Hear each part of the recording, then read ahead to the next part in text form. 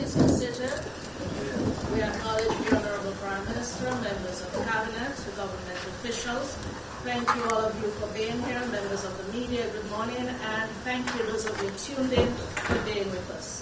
This press conference is an opportunity to pose questions on current matters and events of national interest. But first, we will take brief remarks from the Honorable Prime Minister, Roosevelt Skerrit.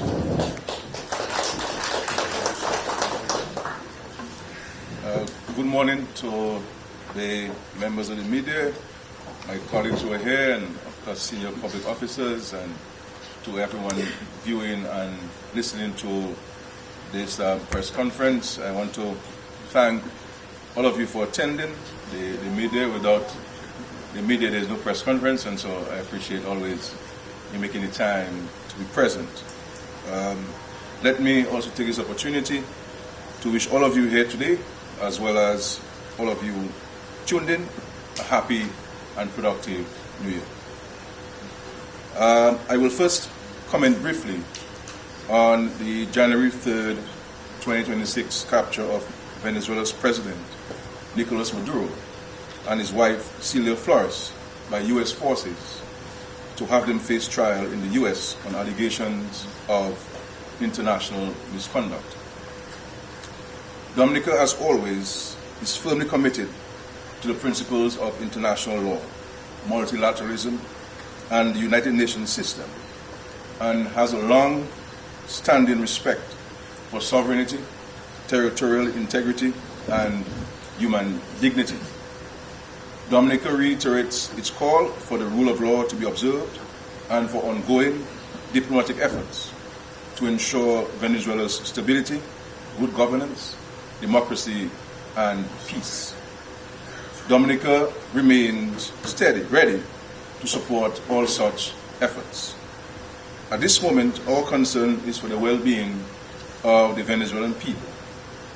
Political developments have real consequences for ordinary citizens, affecting social and economic stability, and in many instances, access to essential services. We therefore encourage restraint and actions which prioritize peace and the protection of human life. We are also mindful of the practical and immediate effects that regional developments can have. On January 3rd, for example, in the immediate aftermath of military activity in Venezuela, there were disruptions to some flight schedules in the region, which inconvenienced persons traveling to Dominica. We are pleased to note that these disruptions were short-lived and that flight operations have since returned to normal. Dominica is also attentive to the broader regional implications of instability. Our Caribbean region is closely interconnected through trade, energy cooperation, and migration. Developments in one country inevitably have ripple effects across neighboring states. It is for this reason that we place great value on regional dialogue and coordinated engagement. In this regard, Dominica continues to engage with our partners in CARICOM. We will continue to support efforts which promote dialogue among stakeholders and encourage solutions based on mutual respect and international norms. I understand and acknowledge the uncertainty and concern caused by these recent developments, and I assure the people of Dominica that this government will continue to represent your interests with diligence and care. As discussions continue at the regional and international levels, the government of Dominica will remain engaged, measured, and principled. We will continue to assess developments, consult with our regional partners, and act in a manner consistent with our long-standing foreign policy values. I will speak now about our US-Dominica relations. I wish to provide a brief update on ongoing discussions with the United States of America, particularly in light of the December 16 proclamation announcing partial visa restrictions. Dominica has been engaged in ongoing dialogue with the United States on matters of mutual interest, and an agreement has been reached on one of the primary areas of collaboration. The United States and the Commonwealth of Dominica has entered into an agreement to facilitate third country refugees to be sent to Dominica to mitigate scenarios where the United States cannot return these individuals to their state of birth or origin. In our discussions with the State Department, there have been careful deliberations of the need to avoid receiving violent individuals or individuals who will compromise the security of Dominica. This has been acknowledged and well received by the State Department. Given the importance of bilateral relations between the United States and the Commonwealth of Dominica, I, as Prime Minister and Head of Government, believe it is important to find key points of agreement and compromise between our countries.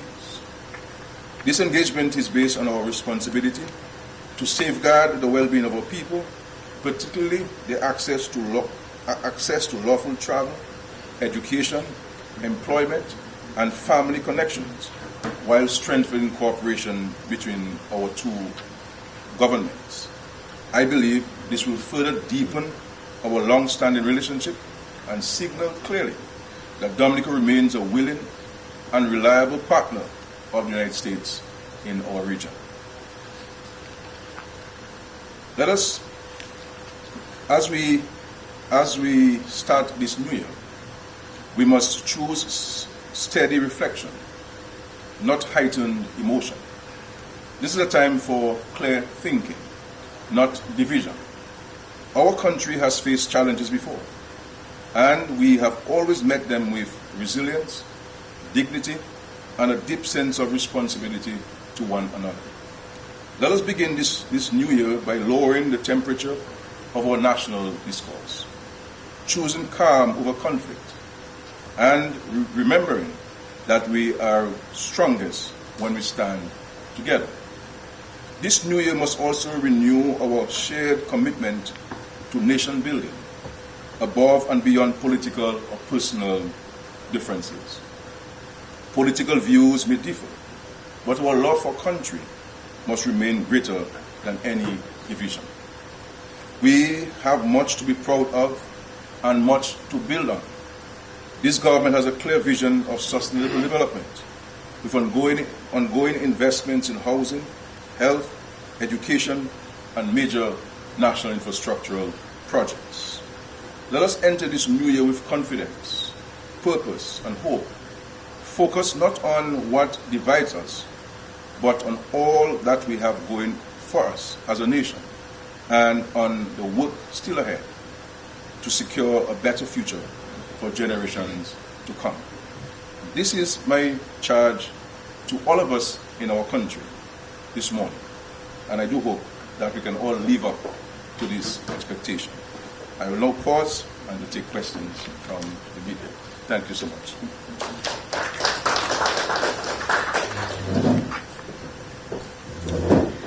Thank you to the Honorable Prime Minister. We heard comments on the recent developments in Venezuela, as well as an update on our relationship with the United States, and I will now open the floor for questions on these and other matters, starting with Carlisle John Baptist of Nature Isle News. Thank you very much. Madam Press Secretary. Prime Minister, a few questions. The U.S. indictment lists Maduro as a major drug trafficker. How concerned are you with these allegations? Also, the indictment states that the PDVSA was used in the transport of illegal drugs. How will this affect Dominica's relations with PDVSA? And my third question on the first round is, the indictment hints also that Caribbean politicians may be implicated in the matter. How worried or concerned are you about these allegations and the impact it can have on regional stability? I'll give way now. Yes. And in respect to the indictments, you have the same information I have. It's out in the public domain. I have no more information than you have. We just follow the news, and I guess in the days and weeks ahead, one will have more detailed and clearer information. But I am not in a position to comment on the details of this indictment against President Maduro. But what you know is what I know. What I know is what you know. So there's no way I can enlighten you further. In respect to PDVSA and the allegations of this entity being used as a medium to engage in whatever illegal activities, and in respect to Dominica's relation with PDVSA, as you know, Dominica, like many other Caribbean countries, well, most Caribbean countries, entered into an agreement with Venezuela under what we call the Petro-Caribbean Agreement. And that agreement helps sustain the economies of all of the participating countries, including those that did not participate, because it helped bring in foreign exchange. It helped stabilize the price of petroleum products, from cooking gas to gas for our fishing boats and our vehicles. And so one cannot discount the tremendous impact of Petro-Caribbean on the agreement. But as far as our relationship with PDVSA on the Petro-Caribbean, it was transparent, it was above board. We never engaged in any illegal activities, any activities that contravene international law or domestic law or any regional agreements or international treaties. So in terms, there's nothing to be concerned about or fearful about. This government has been as transparent as the word transparent itself. And I can say to you, without any fear of contradiction from anybody, this government has never engaged itself in any drug dealing, any illegal activities whatsoever. And we can stand and say this anywhere with a very clear face and a very sincere heart. You know our position on drug trafficking. You know our position on illegal activities in the country.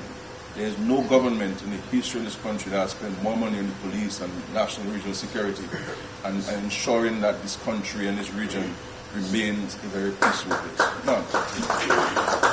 And there are a number of things that I engage myself in as Prime Minister with our international partners where regional security is concerned, that I don't even share the cabinet because of their high sensitive nature. But I do these things because I believe it's important for me to do so as Prime Minister, to secure this country and to secure the region as a place that people can live and do business and visit in peace without fear of the security. And so there's nothing, I know on social media it is hot and exciting, and all kinds of spurious things have been said, but the truth of the matter is nobody can point finger at this government on any matter and so on. But we will not stand here and say that Petro-Caribbean was not put to down. Petro-Caribbean was a tremendous agreement to this country. Obviously, it got impacted dramatically after the sanctions were placed on Venezuela. So a lot of people do not know that the petroleum products that we've been selling via Petro-Caribbean have been from commercial agreements which we have with suppliers on the international market. So we have not been receiving petroleum products from Venezuela for a very long time, except on a few occasions when we had a challenge of access to diesel, in particular, and petroleum product. And the president of Venezuela was gracious enough to make some special arrangements to get some much needed petroleum products to us in Dominica. But insofar as this agreement, there's nothing untoward. This is above board, and certainly we're not aware of any activities that were contrary to any laws or any treaties insofar as this agreement is concerned. So there's nothing to be worried about. So, yeah. Anybody else? Yes, sir. Good morning. Good morning. So what is, Prime Minister, what is Dominica's backup plan to keep fuel flowing if West Indies Oil or Petro-Caribbean entities face sanctions or disruption? And the second question is? Yeah? The second question is, Has the government assessed the sanctions and reputational risks to Dominica's economy and banking system from these fuel arrangements? And will the public see that assessment? In respect to the Dominica and facing any sanctions in respect to the Petro-Caribbean agreement, as I said, we have not been receiving petroleum products from Venezuela for a very long time, for over 7 years or so, 7, 8 years, and largely because of the sanctions in Venezuela, and also the sanctions on ships transporting petroleum products from Venezuela. Petro-Caribbean Dominica has been procuring petroleum products from the market, from different sources, from Sol, where LPG is concerned. We purchased from that, we purchased from Western Oil before, we purchased from NP before, we purchased from, I believe, the other company that's there, and there are other regional companies that we purchased from, one based in Jamaica, there's another one based in the Bahamas, there's another one based in Barbados, registered in Barbados. So this is where Petro-Caribbean has been buying their products for a very long time. So there's nothing to be concerned about as far as the citizens' Dominica is concerned. With sanctions, there'll be no justifications for any imposition of any sanction on Dominica in respect to this agreement under the Petro-Caribbean. We've been very transparent, very much above board, and so there's nothing to be concerned about. I cannot speak to Western Oil, but I believe Western Oil will be quite possibly in the same circumstance as Petro-Caribbean Dominica is concerned. I think I would have answered your question to that. But do you know, Prime Minister, that the chairperson Of West Indies Oil was stopped by U.S. officials. Are you aware of that, sir? And yes, you can research it. I have no interest in the chairman or the manager of West Indies Oil. I mean, if that's a matter for him and whoever else, so it's not for me to go and research something that's not going to impact my life tomorrow, or today, or that of Dominican people. But we have to be careful that we don't. I mean, the reality is there are hundreds, if not thousands, of people who are stopped on a weekly basis traveling to the United States. They pull you aside. They ask you questions. What are you going to do in America? Why are you traveling to America so often? Do you have family in there? I mean, that's sometimes routine stuff, and I'm not talking in that particular case that you're referencing. But I'm sure there's scores of Dominicans listening to me today who have been stopped at one point in another. I mean, even when you come to Dominica, the immigration asks you questions, as a Dominican, how much you are going to another country. So this is customary practice that they will pull you aside. If you look at your boarding pass, sometimes you will see a special security code on your thing, that they will check your bags separate from others. That's why some of you don't get your bag, because they pull your bag out of the line to study it closer. Or they'll give what they call a secondary search. So when you check, you'll see an SS or something like that, or 4 S's. They tell me 4 S's on your boarding pass. Check it out. And they will pull you aside because you have been identified by the system. I'm not sure how they arrive at that. But I guess in this period, people want to make things that have been customary appear to be strange. And it's not strange. And I think, unfortunately, these kinds of comments are coming from people who know better. But in an effort to create confusion in the minds of people, we're making this seem as if it's the first time this is happening. No, it's not the first time it's happening. Getting a visa to any country, it does not guarantee you entry into the country. They can send you back, they can stop you, they can refuse entry into here. So there's nothing untoward about this. Because you're in a particular period, people may want to assign things to this thing, but I don't think it's fair to assign this thing to this. But insofar as sanctions and so on against Dominica, there's absolutely zero there. Zero, nothing, zilch, nothing whatsoever. Okay. Yes. Prime Minister Skerrit, good morning to you. The United States and President made a statement over the weekend that they will run Venezuela for the time being.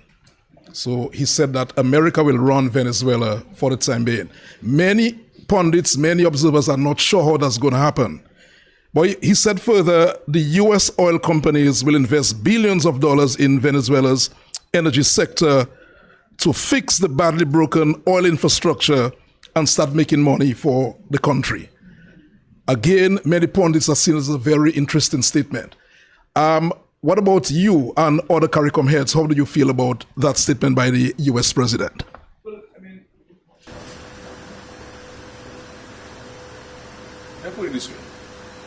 Sometimes people interpret what I say or what Dominica says as being anti-America or pro-Venezuela or pro-this or pro-that. No. Dominica is a friend of all countries. We've never taken up any confrontation with any country. Even within CARICOM, something when colleagues say things about Dominica, you've never heard me publicly say anything negative about a prime minister or a president or a country. Never in all my years as prime minister. Because we wish to maintain good relations with every country. Now, we cannot discount the fact that the United States has been our friend, and I've said so many times, the United States is one of the major contributors to our national security in terms of training, resources, etc., etc. Yes, I always tell the United States that I wish they could give us more because they can do a lot more in terms of investments in infrastructure, and schools and scholarships. On the other hand, too, Venezuela has been Dominica's friend since the day we became an independent country. And since then, every successive government in Dominica has maintained good relations with Venezuela. So we cannot discount that. So we are friends of all and enemies of none. We respect countries' right to self-determine, to determine how they run a country. We do not interfere in any country's internal affairs. We never do that.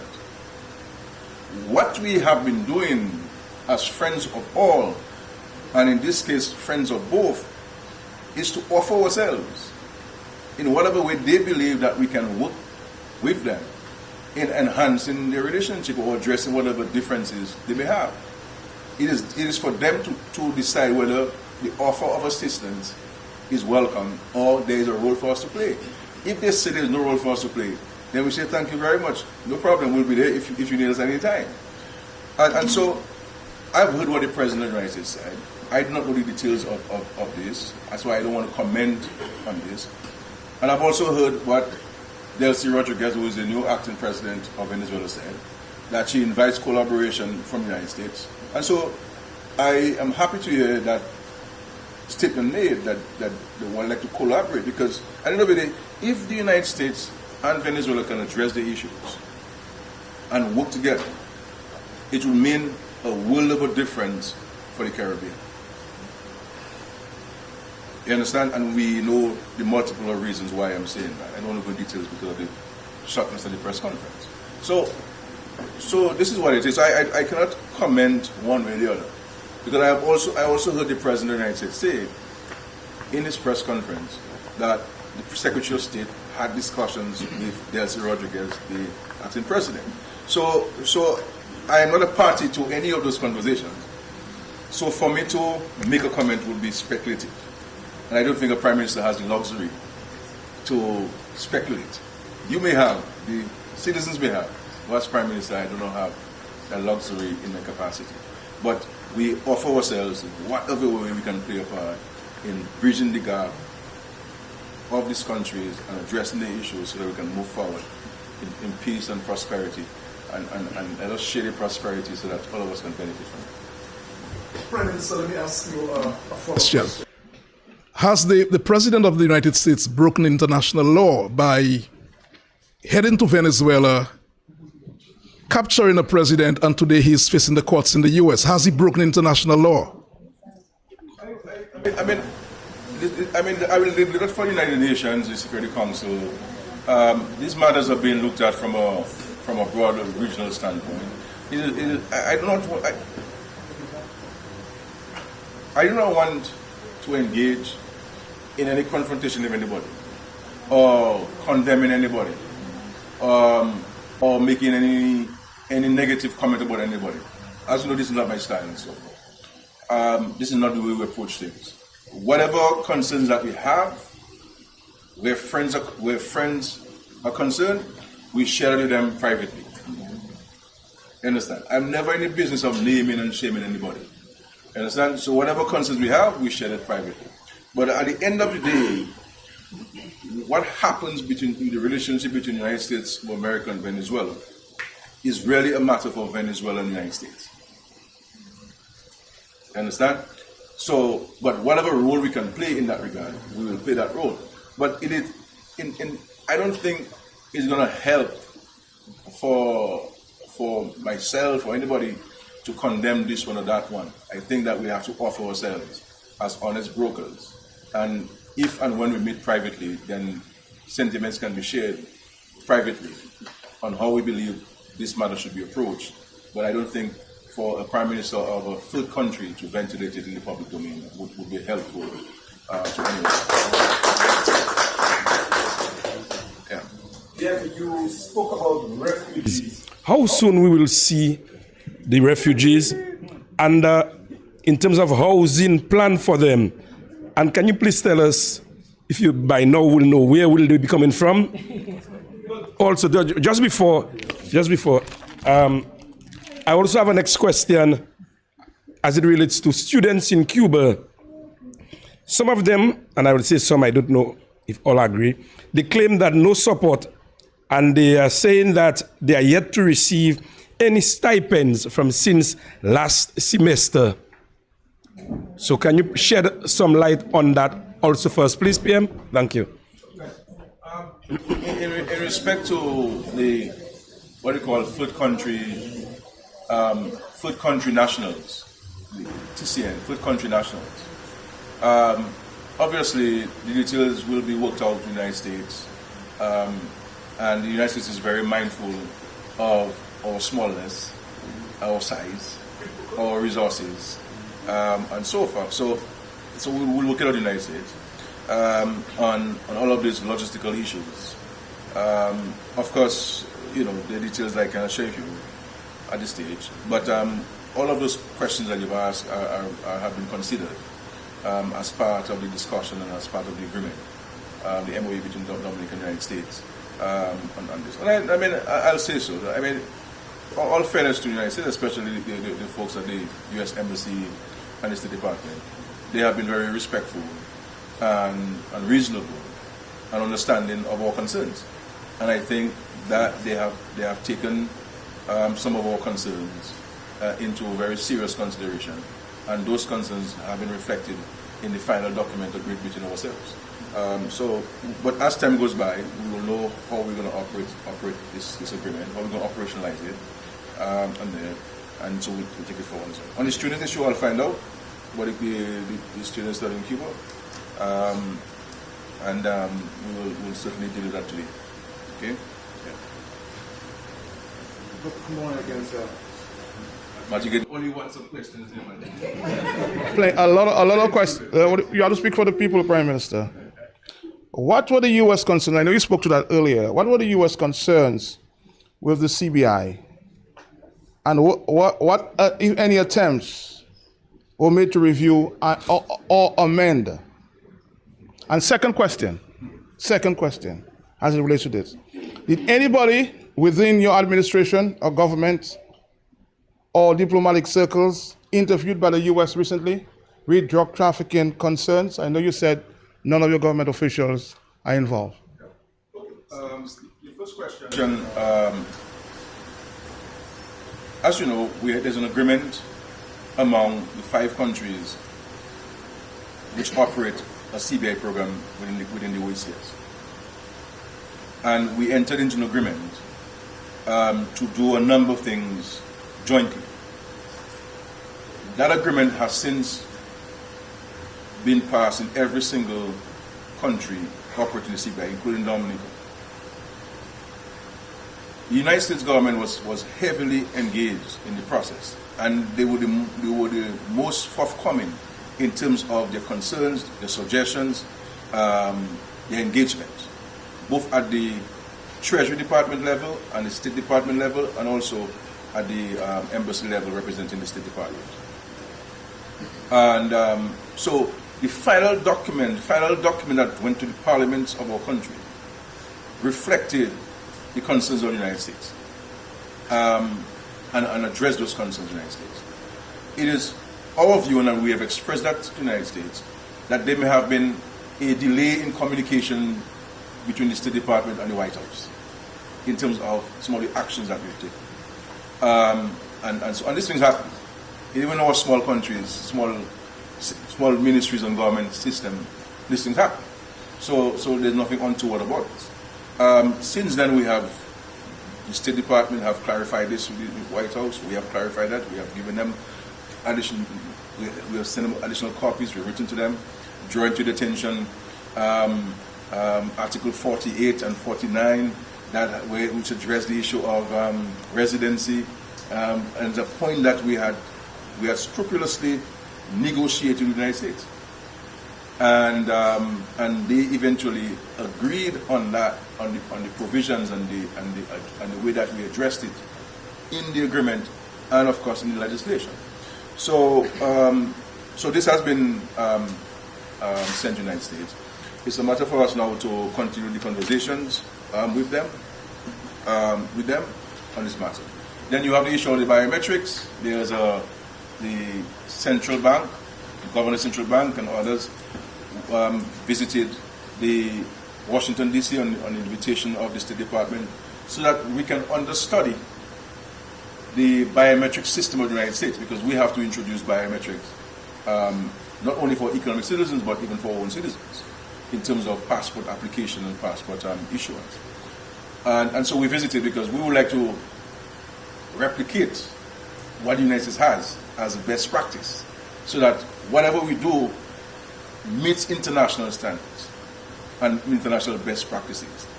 And so we were looking to mirror the biometric system that the United States has with ours, so that we are compliant not only in law but in practice. And so this is where we are. I am not aware of anybody from the government who was interviewed by the U.S. on the issue of drugs or any illegal activities. I'm not aware of this. And certainly any minister I will know. And if they didn't tell me, then they will tell you. But I certainly am not aware of any of this happening whatsoever. Any diplomatic circles, I'm not aware of this. I'm not aware of this at all. This might be just the usual AI-generated mongering in social media and so on. But no. Sometimes people confuse Dominica with Dominican Republic. So I hope you're not doing that math. All right, any other questions, please? Yes. Yes. In all, Happy New Year. Mr. Prime Minister, I know Kalai touched a little on the students in Venezuela, but should the situation... The students in Cuba. Yes, beg your pardon. But so should the situation deteriorate in Venezuela, what are your government plans for our students studying in Venezuela? And secondly, what word do you have for our Dominicans listening to you right now from the various media platforms overseas? They want to hear something from the Prime Minister with regards to the country and the situation. Well, we have no students in Venezuela. The last set of students we had were medical students, and we transferred them about 3 years ago, and they completed their studies in Cuba. So we don't have any students here. Our concern as a country is on the welfare and well-being of all the people of Venezuela. And our hope and prayer is that the matters can be settled and the people can go about their lives like everyone else and enjoying the resources and enjoying life and children can go to school and having a fair meal. This is all what it is. What I would say to Dominicans is that even if we may have political differences, which we do, but there are moments in time when we have to stand in solidarity. People believe that when something happens to Dominica, that there's an opportunity to precipitate a change of government, and that they will come to government. I have seen these things played out in many countries, where when you're in opposition, you say certain things, believing that when you come to the government, you won't be confronted with the same things. And I've seen those parts in the government. Unfortunately for me, or fortunately for me, I have not had the privilege of being in opposition. And I don't think I will be. But the reality is that there are moments in time when we have to stand with the country. You may have a natural disaster, you may have a pandemic, you may have an external shock. Right? Anything that happens that affects Dominica is not going to only affect myself as Prime Minister or the government I have the honor to do. It will affect all of us. And so, if we have skills and talents, why aren't we putting it at the disposal of the state, of the country? And they say, look, you're confronting this challenge, I have some ideas. You understand? I have some ideas. But no, and the kind of engagement that I see people having on social media, this is unbecoming of patriotic people. You can't be patriotic people. It's unfortunate. And it is as if, well, people are hoping and praying that whatever challenges we are confronting in this region, and Dominica included, then it would turn into a complete dramatic situation, and that Roosevelt Skerrit will go away. No. We have faced many challenges as a country, both natural and external, and we have provided calm, reasoned, mature, focused leadership.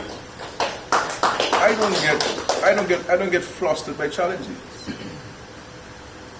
When challenges confront us, I maintain a calm and level head, because leadership requires you to be clear-headed and to provide guidance to the country and to help the country navigate the challenges that it is confronting. So that is life, but it's unfortunate how some are behaving, but that, I guess, in this world you have good and evil, and there are some who prefer to choose evil over good, and that's what it is. So let's pray and hope that we'll see greater unity in the country this year, and recognizing that there is shared responsibility and there is shared benefit. So I will end here. Matthew, one more question, and then we'll end here. So we have Emo News, and then we have Matthew. Emo News. Emo. Yes, not Emo. Emo. Emo News. Perhaps you answered already. Emo. Mm-hmm. What is the government of Dominica's official position on the arrest of the Venezuelan president?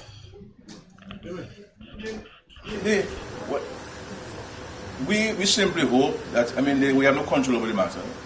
We're not a party to the matter. We hope that the President Maduro will be treated with respect and dignity, and that he will be offered an impartial hearing, whatever the case may be. We don't know the details. And I said, I do not want to engage myself in speculation. There is no question that we shared a particular relationship with Venezuela and President Maduro. I'm not going to hide from this. And not because he's a challenge, I will say, well, he's not my friend. He was my friend. And he was a good friend of Dominica in difficult times. Venezuelan people, we will always appreciate them. We always have great admiration for them, and so forth. This is why whatever we can do to help address the situation in Venezuela, we are prepared to do so as a friend of all. So I'm not sure what official statement or position we want to have. We're not a party to this situation, and of course there are things that we do not know, and any comment I will make will be merely speculative. And as I said, I do not have the luxury of engaging in speculation. But do we still have a Venezuelan embassy in Dominica, and is it open as of today? Yes, it is open. As you know, it is open, and we continue to engage. There is a government in Venezuela. There is a country called the Bolivarian Republic of Venezuela. It has not disappeared. And the president has been appointed. We will try to engage and to get more information from them as to how we can assist. And I'm hoping that I can speak to the president of Venezuela at some point to see what kind of assistance we can provide. And so far, I've known Delcy Rodriguez since 2004, and so I'll reach out to her at some point and see continue offering our support and assistance in whatever way they believe that we can help in addressing the issues confronting them and working in the United States so that we all can work together for the greater good of the Venezuelan people and the greater good of the Caribbean region. You said earlier, Prime Minister, and of course we all heard, that you say you don't take sides. Your president referred to the United States as a bully in recent times. In China, the world heard that interview. Prime Minister, what did you make of these comments there? Was she advised to say that? Was it scripted? Go ahead. We'll go for your second question. Was that? Your second question. One second question. And Prime Minister, it has been said, and of course, Dominica has been following that story very closely. It has been said that you issued your son, Malik, with a diplomatic passport to avoid persecution or prosecution. What is your comment on that? Yeah. Well, first of all, prime ministers, presidents, heads of state and government, their families, members are issued a diplomatic passport to travel with them from time to time.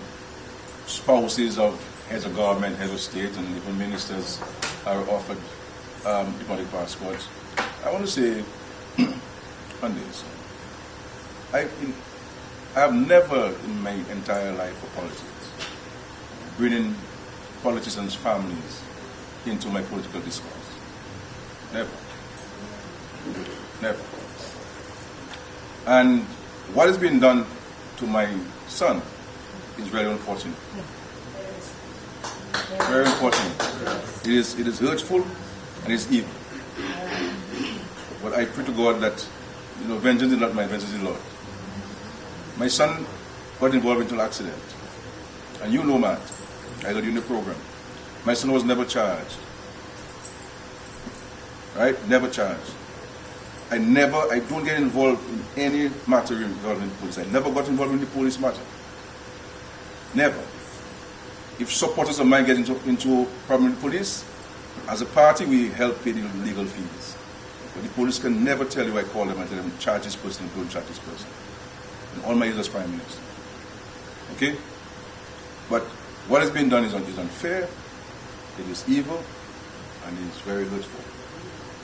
What people are doing. My son is not involved in politics.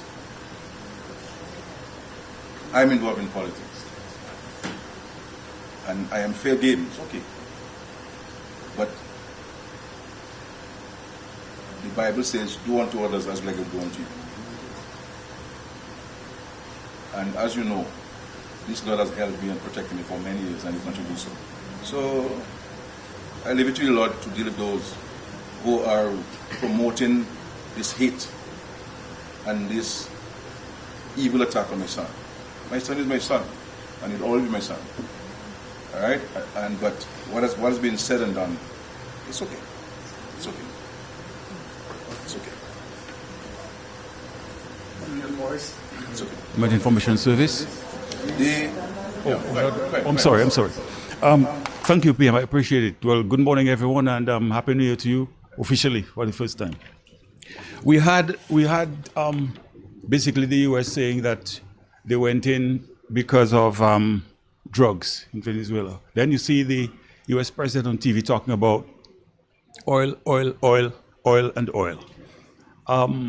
The impression you would get when they talk about the drug situation is that it goes beyond Venezuela, in that suggesting that there are other enablers in the region or something to that effect.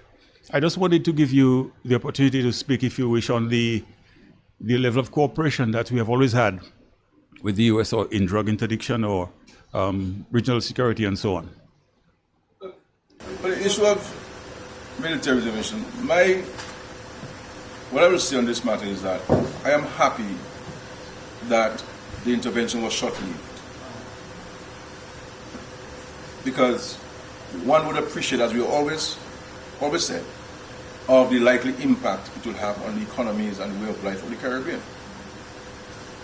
And though the events occurred just for a few hours, all flights from America were cancelled. All flights to America was cancelled. If it was prolonged, it means therefore flights will have continued to be cancelled. And you understand the impact on tourism, the impact on revenues, the impact on jobs, the impact on the way of life of the Caribbean people. Cruise ships won't come, airplanes registered in the United States won't come, and you will have a dramatic impact on so on. So we're happy that it was short-lived. As I said and I repeat, our hope and prayer is that whatever differences exist between the United States of America and Venezuela, that both sides can resolve those matters through dialogue, discussion, and diplomacy. And CARICOM has offered itself, and Dominica is also offering itself, to play whatever role both sides believe that we can play in helping to resolve those issues, so that we can continue to enhance the safety, the security, and the economies of our Caribbean region. So this is, I believe that I don't want us to look back, because what has been said or done have all been said and done. I like to focus now on today and tomorrow. What are the solutions? What can we do to ensure that we can move forward together into a better sense of security and prosperity? So I don't want, and I said I don't have the privilege of engaging in speculation or reacting to what is said on social media, because the reality is, I mean, AI is so effective now, and I see people forwarding stuff and sharing stuff, and when you look at it, it's AI generated. So we ourselves as media have to be very careful that we don't go raising questions or even carrying things on news that we ourselves have not verified as being accurate or authentic. So in my case, I have even a higher responsibility not to be carried away by what I see being said on social media or sharing of stuff, or people having podcasts or vlogs, as they call them these days, and so on. And I think I watch them like like yourself as well. But in terms of forming policy or forming a position or an attitude or an approach, I cannot rely on those things. What I rely on is my direct engagement with the United States on this matter, my direct engagement with CARICOM on this matter, and my direct engagement with Venezuela on this matter. You understand? So that we all appreciate. This morning I had a conversation with the Embassy of the United States in Barbados, follow up on some things. And this is where we'll continue the engagement and the dialogue. And I think this is the approach that we should take, and this is the attitude that citizens should have, and not engage themselves in all sorts of speculations and rumor-mongering and so forth. One question. You have not question already, President. The President. Well, I mean, as I understand, this statement was made in mid-October. Mid-October. But the reality is, man, there are people who highlighted this because they thought it was going to serve their purpose. You understand? Now, if you were to ask me, I maybe would use greater nuances and so forth. But the president is the president head of state, and I cannot tell the president what to say, what not to say.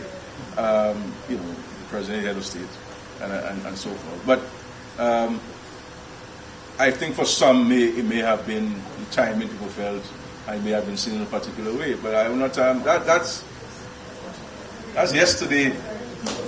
That's yesterday's stuff. To this Monday. All right. Thank you very much. Thank you, Prime Minister. Thank you to members of the media. Just an alert that we will be conducting a site visit to the airport construction site on Thursday of this week, and we invite all media who are here to accompany us, as well as those of you tuned in. We will be live. Thank you, everyone. Have a good week.